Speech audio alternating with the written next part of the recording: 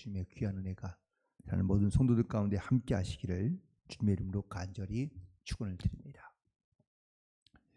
마태, 마가, 누가 이 복음서는 공관 복음서인데, 그런데 이 사건마다 조금씩 구성하는 방법이 다른 것을 볼 수 있습니다.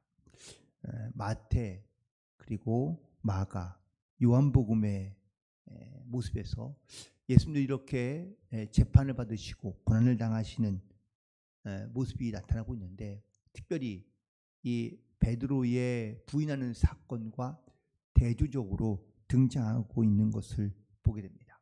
그래서 이 베드로가 신앙을 지키고 예수님을 따르는데 실패하고, 예수님은 대신 아무도 제자들이 다 떠나가고 없는 그 곳에서 예수님께서 홀로 십자가를 지고 가신다는 그런 느낌을 많이 주고 있다면, 누가복음에서는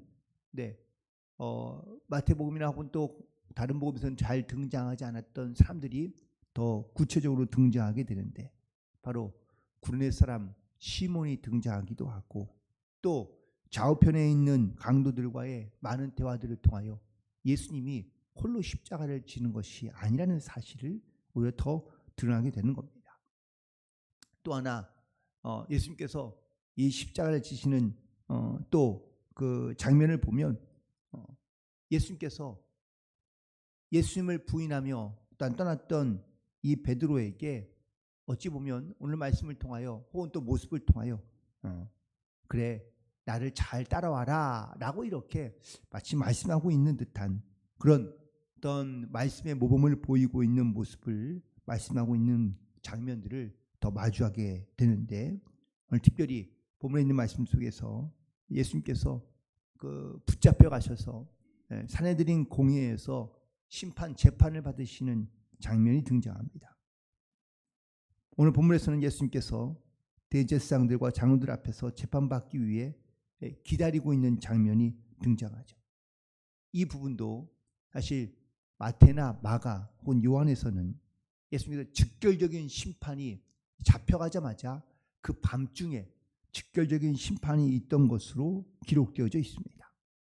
그런데 오늘 본문에 있는 누가복음에서는 예수님께서 잡히시자마자 그날 밤에 재판을 받으시는 것이 아니라 다음 날 아침이 돼서야 이 산헤드린 공의회가 모이게 되었고, 그 공의에서 예수님께서 재판을 받고 있다고 말씀하고 있는 것을 볼 수 있는데, 사실 원래는 이 산헤드린이라는 공의회는 밤중에 모일 수도 없고, 또한 그 모여서 재판된 것이 사실은 불법 혹은 위법이라고 말할 수 있습니다. 그 이유가 있죠. 이 산헤드린 공의라는 것이 바로 유대인들이 재판할 수 있는 최고의 의결 기관인데, 이게 밤중에 갑자기 소집되는 것도 어렵지만, 또한 그 소집한다 해도 그 밤중에 뭔가를 결정하는 것은 옳지 않은 일이며, 그리고 낮에 아침이 돼서야 이 사람들이 모여서 거기에서 예수님을 재판하는 이 과정을 통하여 누가는 어떤 메시지를 던지고 있을까요? 이것은 두 가지의 메시지가 있는데, 첫 번째 메시지는 바로 이 예수님의 심판을 기다리는 어쩌면 성도들의 모습을 우리 가운데 말씀해주고 있다라는 사실이죠. 마지막 심판을 향해 가는 성도들은요, 주변에 많은 사람들로부터 조롱과 비판을 당하며 모욕을 당할 수 있습니다. 예수님을 향하여 지금 여기에 있는 많은 대제사장들과 혹은 서기관들이 예수님에게 선지자 노릇하라고 이렇게 조롱하고 있는 것을 볼 수 있는데, 성도들이 믿음과 말씀으로 살아가려 하면 세상 가운데 이런 조롱과 고난을 당하며, 또한 그때를 끝까지 기다릴 수 있는 그러한 기다림이 필요하다는 것을 우리에게 보여주시고 말씀하고 있는 것을 알 수 있습니다. 또한 두 번째, 예수님께서 오늘 이 재판을 받으시는 과정 가운데 대제사장들과 서기관들이 모여있는 이 산헤드린에서 재판을 받게 되는데, 그런데 이거는 단순히 거기에 모여 있는 대제사장이나 아니면 서기관들에 의해서 몇몇 사람에 의해서 예수님께서 재판받고 그리고 십자가로 넘겨진 것이 아니라 이 산헤드린 공회가 갖고 있는 공공성을 강조하고 있는 것이죠. 즉 유대인의 최고의 의결 기관에서 판결된 이 재판 결과는 단순히 제사장 몇 사람 혹은 서기관 몇 사람에 의해서 결정된 것이 아니라 유대인 전체가 다 그 책임을 갖고 있다라는 것을 말하기 위하여 혹은 또 그것을 주장하기 위하여 이 산헤드린 공의회가 위법적인 어떤 밤중에 예수님의 죄를 직결 심판한 것이 아니라 그 다음 날 모든 사람들이 법적으로 다 모여서 그래서 거기에서 유대인 전체의 어떤 의결을 도출해내고 또한 예수님을 재판하고 그리고 빌라도에게 넘겼다라는 사실을 강조하기 위하여 누가는 이 사건을 이렇게 기록하고 있다라는 사실입니다. 사실 예수님의 재판이 밤에 있었느냐 아니면 그 다음날 있었느냐라는 어떤 이건 시간의 구성은 혹은 또 그 시간대를 결정하는 것은 정확하게 우리가 알 수는 없습니다. 굳이 따져서 어느 시간대가 맞느냐라고 따진다면 조금 더 객관적으로 글을 쓰고 있는 누가가 훨씬 더 어쩌면 정확한 정보를 제시하고 있다라고 말할 수는 있습니다. 하지만 복음서를 기록할 때에 어디에 포커스와 초점을 맞추어서 기록하게 되었느냐라는 것에 따라서 조금 다를 수 있는데 다른 복음서에서는 베드로와 그리고 예수님의 그 사건을 대조적으로 비교하기 위하여 그렇게 기록해 놓았다면 사실 이 말씀 그 예수님의 이러한 산헤드린의 재판 시간과 의미에 대해서 조금은 다르게 기록할 수 있기 때문인 것이죠. 하지만 오늘 말씀 속에서 예수님을 향하여 묻고 있는 대제사장들과 서기관들의 질문이 매우 중요합니다. 오늘 67절에 있는 말씀 가운데 보면 내가 그리스도이거든 우리에게 말하라 라고 이렇게 묻자 그러자 예수님께서 대답하시기를 내가 말할지라도 너희가 믿지 아니할 것이요 내가 물어보아도 너희가 대답하지 아니할 것이다 라고 대답하고 있는 것을 볼 수 있습니다. 다시 말하면 예수님께서 거기에 있는 모여있는 사람들이 예수님께 물어도 그들이 원하는 대답을 하지 않을 것이기 때문에 예수님께서는 그 말을 말해도 너희들이 받아들이지 않고 믿지도 아니할 것이니 내가 너희들의 말에 대답할 의무가 없다라는 것을 말씀하고 있는 것이죠. 이 말씀은 마치 보아도 보지 못하고 들어도 듣지 못한다는 그 말씀과 일맥으로 상통하고 있는 말씀이기도 합니다. 오늘 이 산헤드린의 재판 공의회는요 어떤 죄의 유무를 가리기 위해서 이 재판을 연 것이 아닙니다. 예수님을 어떻게든 그의 말 속에서 트집을 잡아내 그들은 빌라도에게 심판의 재판을 넘기는 것이 그들이 모인 이유였고 목적이었기 때문입니다. 그래서 이 사람들이 요구하는 우리에게 말하라 라고 요구하는 이 말에는 예수님이 할 말이 없다라고 말씀하고 있는 것이죠. 그리고 예수님께서 드디어 예수님의 말씀이 끝나자마자 70절에 사람들이 이렇게 다시 묻고 있습니다. 다 이르되 그러면 내가 하나님의 아들이냐 대답하시되 너희들이 내가 그라고 말하고 있느니라 라고 말씀하고 있는 장면이 등장합니다. 이 대제사장들과 서기관들은 예수님께 집요하게 그의 입에서 이렇듯 내가 메시아이다 혹은 내가 하나님의 아들이다 혹은 내가 하나님부터 왔다라는 이 말을 듣기 위하여 예수님께 그들이 어떤 중의적인 질문을 하고 있습니다.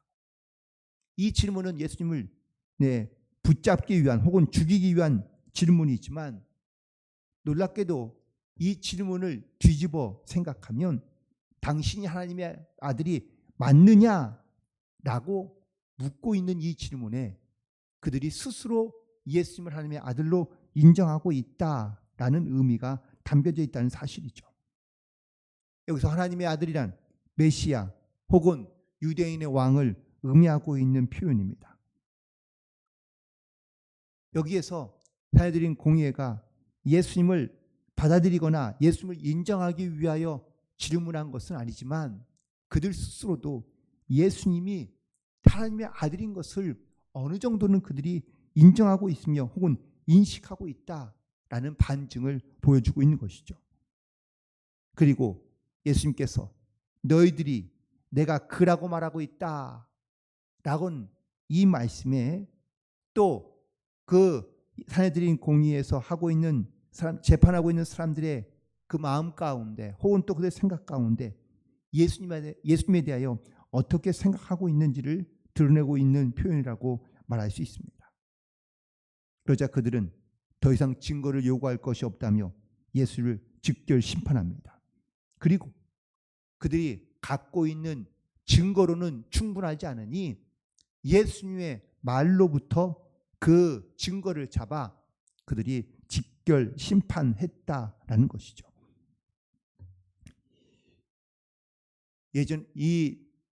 오늘 본문에 등장하고 있는 사내들에 있는 모든 장로들과 제사장들과 서기관들은 소위 말하는 율법의 전문가들이라고 말합니다. 그러나 그들은 하나님의 말씀에 그 주시는 뜻과 의미에는 그들은 관심이 없은 채 그는 오로지 기록된 말씀을 지켜내는 것으로만 율법을 지키는 것으로 생각했다는 것이죠.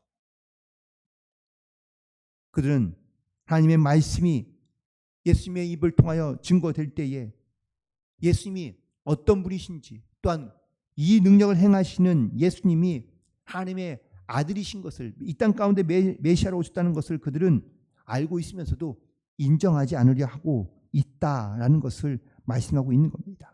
결국 그들은 예수님께 굴복하지 않고 또 그들이 오히려 그들의 악함과 어리석음을 그들은 스스로 드러내는 꼴이 되었다. 예수님께서 오늘 말씀을 통하여 증거하고 있는 것입니다. 예전에는 예수를 믿는 사람들을 예수쟁이라고 이렇게 표현했던 말이 있습니다. 그런데 사실 이 말은 나쁜 표현이 아니라 어쩌면 반대로 보면 좋은 표현입니다. 왜냐하면 뒤에 붙는 이 쟁이라는 말이 전문가 아니면 장인 이런 의미로 받아들이고 있기 때문이죠. 끊임없이 세상은 예수를 믿는 사람들을 심판하며 조롱하며 또한 억압하며 위협적으로 세상 가운데 살고 있는 그리스도인들을 억압할 때가 많이 있습니다. 그런데 그 말을 다시 한번 뒤집어 보면 그만큼 예수를 믿는 사람들이 세상 가운데 선한 영향력을 흘려보내고 있으며 또한 믿음의 확실한 증거들을 가지고 살고 있기 때문에 오히려 더 악한 영의 세력들이 더 고난과 핍박을 가하고 있다라는 사실이었던 것이죠. 그런데 지금은 좀 달라지고 있는 것 같습니다. 이제는 예수장이라는 말을 듣기가 쉽지 않습니다. 오히려 많은 교회들이 세워지고 많은 성도들이 생겨나긴 했지만 정말 그 하나님의 거룩한 자녀로서 백성으로서의 그런 어떤 영적인 권위와 능력을 가지고 살아가는 성도들이 점점점 적어지고 있기 때문에 교회가 혹은 또 많은 성도들이 세상에서 그 능력과 힘을 잃어버리며 살고 있기에 조롱과 비난을 더 많이 당하고 있는 것은 아닌지 사실 다시 한번 돌이켜보게 됩니다. 예수님이 마지막 심판을 기다리시며 많은 모욕과 또한 순환을 당하고 계십니다. 하지만 예수님은 정작 이런 사람들의 재판장 앞에서 예수님은 너무나 당당하시고 또한 자기의 확고한 믿음을 선포하며 증거하신 것을 알 수 있습니다. 우리도 예수님을 따르는 거룩한 주님의 또한 그리스도인으로서 이처럼 세상에서 우리가 많은 어떤 조롱과 모욕을 당하며 순환과 고난을 당할 수 있지만 하나님께서 우리의 주님이 되시고 또한 우리가 하나님의 거룩한 자녀로 이 땅 가운데 살아가고 있다는 것을 반드시 기억하고 우리도 주님의 명령과 말씀처럼 주님의 모습처럼 이 땅 가운데 담대하게 믿음을 지켜 승리하며 살아갈 수 있는 복된 성도들 되기를 간절히 소망합니다.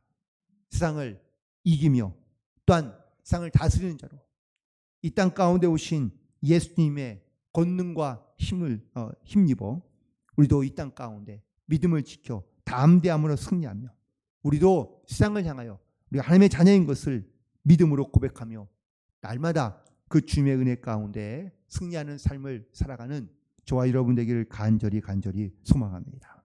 기도하시겠습니다. 아버지 하나님,